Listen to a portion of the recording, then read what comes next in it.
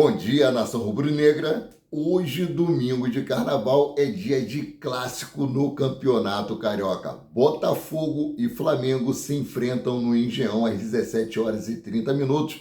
O vencedor desse jogo vai jogar contra o Madureira, o tricolor suburbano, que venceu o seu primeiro jogo. Vou trazer algumas informações sobre esse jogo no decorrer desse vídeo, mas eu quero trazer primeiro aquela palavra de meditação matinal que está em Salmos 42, versículo 1, que diz o seguinte: como o cervo brama pelas correntes das águas, assim suspira a minha alma por ti, ó Deus. Que esse vídeo esteja abençoando a cada lar a qual esteja chegando e que essas bênçãos se estendam para todos os seus familiares, em nome de Jesus, e que esse venha a ser o melhor domingo de todas as nossas vidas, para a honra e glória do Senhor, né? Vou começar a falar aqui para vocês sobre a disputa do Campeonato Carioca, que o Flamengo é o único clube que teve lucro nesse início aí de Campeonato Carioca. Até a Ferj faturou menos do que o Flamengo, o contrário do que aconteceu nos anos anteriores. O Flamengo dispara na bilheteria do Carioca e supera a arrecadação total da Ferj. O Flamengo encerrou a Taça Guanabara de 2026 como líder em receita de bilheteria no Campeonato Carioca. O clube foi o único a terminar a fase com valor superior à própria arrecadação da Federação de Futebol do Estado do Rio de Janeiro. O Flamengo encerrou a Taça Guanabara com R$ 1.537.505,45 em resultado agregado pela bilheteria, enquanto a Ferj aparece logo atrás com R$ 948.413,15. Por outro lado, o Vasco SAF terminou com R$ 469.715,11. O Fluminense com R$ 295.657,05. E o Botafogo SAF fechou com saldo negativo de R$ 404.531,55. Nós temos visto aí, ao longo do Campeonato Carioca e também do Campeonato Brasileiro, que o público não tem ido apoiar o Botafogo em seus jogos. O Botafogo está passando por uma série de problemas, teve aí transfer ban, mas o dono da SAF lá conseguiu pagar, né? Já podem voltar ao mercado a contratar novos jogadores. A saber se vai conseguir manter os soldos em dia. Botafogo que vai aí buscar mais empréstimo, um empréstimo praticamente impagável, pelo que eu recebi de informação. Então, seguindo aqui, o cenário chama atenção porque o campeonato, majoritariamente deficitário de 36 jogos, disputaria na Taça Guanabara apenas 6 e não terminariam no vermelho. Mesmo nesse ambiente de prejuízo, o Flamengo concentrou as principais rendas da competição e dos maiores resultados financeiros da Taça Guanabara vieram justamente em clássicos com participação do clube. No confronto entre Flamengo e Fluminense, a receita líquida chegou a R$ 1.513.337,38. Já no clássico contra o Vasco, que é considerado o clássico dos milhões, o soldo foi de R$ 1.402.941,27. Essas partidas também representaram as maiores taxas recolhidas pela Ferj. No jogo contra o Fluminense, a federação recebeu R$ 263.295,60. No duelo com o Vasco, a taxa foi de R$ 271.293,90. São os valores mais superiores aos registrados nas demais partidas do Campeonato Carioca.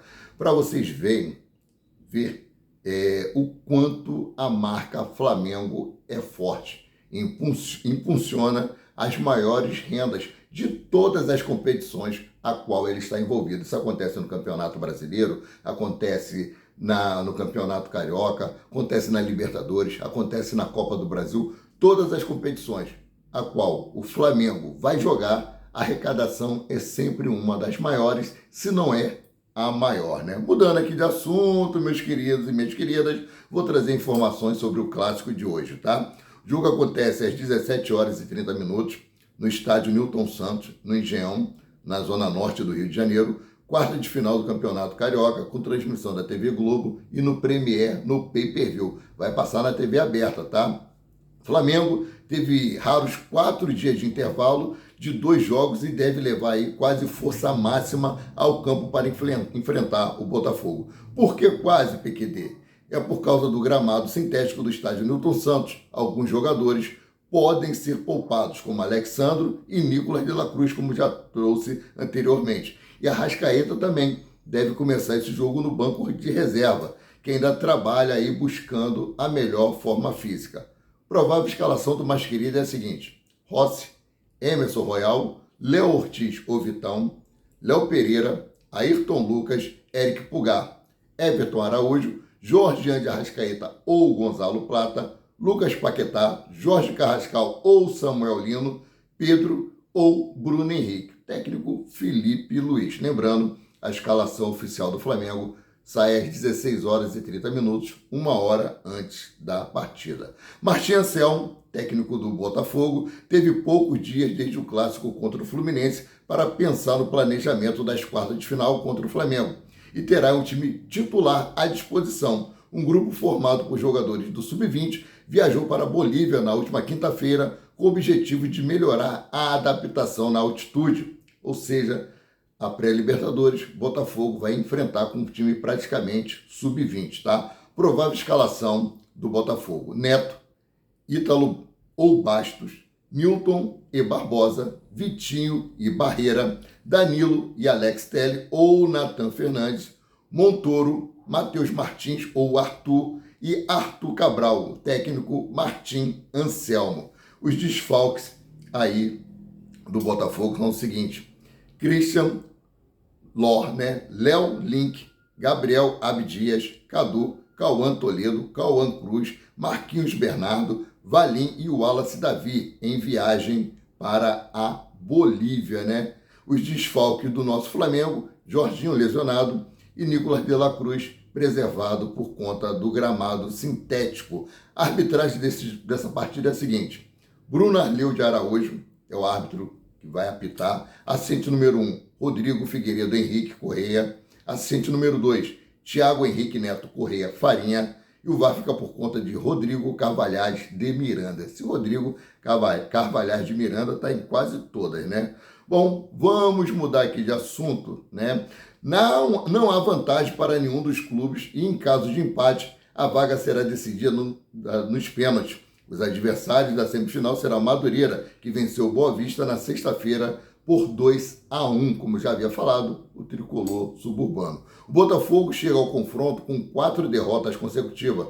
O time poupou em clássicos no Carioca para focar no Brasileirão, mas também perdeu na competição. E o técnico Martim Anselmo ainda tem um confronto com o Nacional Potosí na quarta-feira para dificultar ainda mais a sequência. Os alvinegros são mandantes contra o Flamengo por terem liderado o grupo na primeira fase. Ou seja, é um questionamento porque esse jogo não foi no Maracanã, o gramado natural, tem capacidade para mais torcedores. O Botafogo fez uma campanha melhor do que o Flamengo. Então, já o Flamengo fez uma primeira fase de estadual ruim e correu o risco de ficar fora das quartas, mas se recuperou na rodada final e contou com a ajuda do Nova Iguaçu para se livrar do quadrangular do rebaixamento. O time de Felipe Luiz ainda não emplacou em 2026, mas vem de 2 vitórias que dão confiança ao elenco para buscar a vaga na semifinal do Carioca. O grupo teve tempo para se preparar durante a semana e deve ir praticamente com força máxima ao clássico, com exceção daqueles jogadores que podem ser poupados por conta do gramado sintético, tá? Retrospecto entre Flamengo e Botafogo. Botafogo tem 120 vitórias, marcou 535 gols. Flamengo, pelo seu lado, tem 150 vitórias e marcou 596 gols.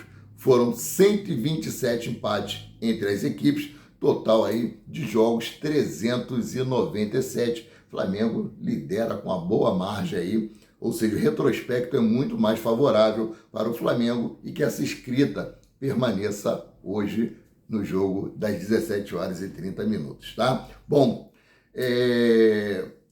mudando aqui de assunto, o que tem chamado a atenção nesse início de temporada é o baixo desempenho físico e técnico dos jogadores do Flamengo.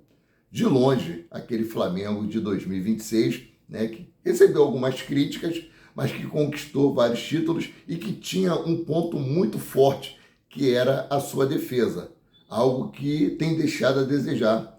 Só em um jogo esse ano que o Flamengo não tomou gol, que foi contra o Vasco da Gama, né? Uma das poucas vitórias do Flamengo no Campeonato Carioca. Então eu vou trazer aqui informações sobre isso. Ó. Comissão técnica de Felipe Luiz entende que o Flamengo ainda precisa atingir um melhor nível de força e potência. Sem esses pré-requisitos, o time não consegue manter um ritmo alto de pressão na saída de bola e sustentar a marcação o tempo inteiro. Os treinos de força e potência têm uma carga maior e se houver partidas entre 1 ou 2 dias, o jogador não consegue recuperar tempo para poder jogar. Por isso, esse trabalho foi feito só na curta pré-temporada. Agora, com o intervalo que foi maior de 4 jogos, de 4 dias aí, de um jogo para outro, o Flamengo voltou a focar nesse critério, reforçar e treinar mais a marcação alta e a marcação sob pressão. Nós temos visto que o Flamengo, quando chega a um terço do primeiro tempo, já está com a língua de fora. Quando volta no segundo tempo, então, pior ainda. Espero que o Flamengo consiga recuperar o mais rápido possível a boa forma que tinha no ano passado e que as vitórias comecem a surgir, né? Bom, após empatar em 1-1 no tempo regulamentar, o Vasco buscou a classificação para a semifinal nas cobranças de pênalti e espera agora o adversário entre Flamengo, Bangu e Fluminense. Esse jogo acontece amanhã, dia 16. Quem passar aqui enfrenta o Vasco da Gama numa chave. Já está classificado Madureira, na outra chave já está classificado o Vasco da Gama. E nas semifinais aí pode ser Botafogo e Madureira, ou Flamengo e Madureira, Vasco da Gama e Fluminense, ou Vasco da Gama e Bangu. Quero que o meu querido time de Bangu, a área onde eu moro, consiga vencer esse jogo. Vamos falar aqui sobre seleção brasileira? Tem convocação mês que vem para amistosos, tá? Ancelotti terá o mesmo salário no novo contrato com a CBF até 2030, mas os membros da comissão técnica terão reajuste salarial, ou seja, o Ancelotti recebe aí cerca de 5 milhões de reais por mês. Tá bom ou não tá? Para convocar a seleção de vez em quando, viajar para cá, viajar para lá, tá bom pra caramba, não precisa de aumento não até 2030. Bom, mudando aqui de assunto, mais uma movimentação interessante do Flamengo para reforçar o Sub-20. A diretoria contratou o meia Juan Sayago, de 18 anos, por empréstimo junto ao River Plate. A opção de compra é de $1 milhão por 50% dos direitos econômicos do jogador, tá? Agora você que quiser ver os troféus do Campeonato Brasileiro de 2025, Libertadores da América de 2025 e Copa do Brasil de 2024, ela estará em exposição lá na Gávea e você pode ir lá tirar foto, é 0800, eu vou trazer essa informação para vocês. Ó. Do dia 13 a 28 de fevereiro de 2026, a loja do Flamengo na Gávea vira ponto de encontro da nação. Um convite aberto a torcedores de todas as idades para viver de perto a ativação especial com exposição das taças da Conmebol 2025, Brasileirão 2025 e Copa do Brasil 2024. A visitação acontece todos os dias das 9 às 18 horas com entrada gratuita. Então, não percam essa oportunidade, vão lá e tirem fotos com esses títulos conquistados pelo mais querido. Bom, mudando aqui de assunto, e é algo muito importante, algo muito bom, algo muito interessante. Vocês já imaginaram o atacante Lewandowski jogando no Flamengo? Essa oportunidade pode acontecer. E por que não? Vou trazer o porquê. Lewandowski pode estar de saída do Barcelona. E se o Flamengo quer um atacante, essa pode ser a chance. O craque internacional tem 5 ofertas em mãos e pode ser uma boa para o Flamengo viabilizar a 6ª oferta e entrar nessa briga. O jogador polonês tem contrato com o Barcelona até 30 de junho, ou seja, já pode assinar um pré-contrato com qualquer clube e sair 0,800. O interesse dos clubes é grande, mas Lewandowski deseja aguardar as eleições no Barcelona. Isso vai acontecer no dia 15 de março e, a depender do resultado das eleições, ele pode sonhar em continuar no clube ou não, tá? Caso ele tenha que deixar o Barcelona, o Flamengo pode acompanhar a situação de perto para tentar trazer mais um grande nome ao clube. O Flamengo, por sua vez, busca um camisa 9 e pode ter em Lewandowski uma boa oportunidade de mercado, principalmente após o BAP afirmar que ainda não gastou 50% da capacidade do clube teria para poder gastar em contratações. Ele mesmo falou que ele pode trazer mais 1 ou 2 ou 3 Paquetás. Por que não trazer o atacante Lewandowski? Lembrando, ele ainda aguarda a decisão das eleições que terá lá no Barcelona para definir se ele permanece ou não, tá? Então, vocês gostariam de ver Lewandowski vestindo a camisa do Flamengo? Eu gostaria. Vamos levantar essa hashtag aí. Bom, Rei dos Clássicos entra em seu último ano de contrato com o mais querido. Estou falando dele, BH27, ou Bruno Henrique. O contrato de Bruno Henrique com o Flamengo se encerra em dezembro, quando o atacante completará 36 anos de idade. Diante desse cenário, o jogador avalia a possibilidade de encerrar a carreira ao término da atual temporada. A diretoria do Flamengo entende que a decisão cabe exclusivamente ao atleta. Caso opte por seguir atuando, o clube está disposto a discutir a renovação, principalmente pelo peso da história que ele construiu com a camisa do mais querido. A parte física é um dos fatores que influenciam essa reflexão sobre a aposentadoria. Ainda assim, os números mostram que ele segue sendo peça importante no elenco. Em 2025, Bruno Henrique alcançou 62 partidas disputadas, igualando aí a marca de 2019, sua temporada com mais jogos na carreira. Eu gostaria que o Bruno Henrique encerrasse a sua carreira no Flamengo, né? Que não, se não for agora no final da temporada, como ele mesmo disse, que ele sente com a diretoria do Flamengo, pelo menos aí por mais uma temporada, ou até o meio da temporada de 2027. Galera, domingão de carnaval, divirtam-se, mas evitem os excessos, tá? Sendo assim, eu, Amaury de Paula Santos, o paraquedista rubro-negro, fico por aqui voltando a qualquer momento com mais notícias sobre o rubro-negro mais querido e mais amado do Brasil e do mundo, Clube de Regatas do Flamengo. Saudações e fiquem com Deus.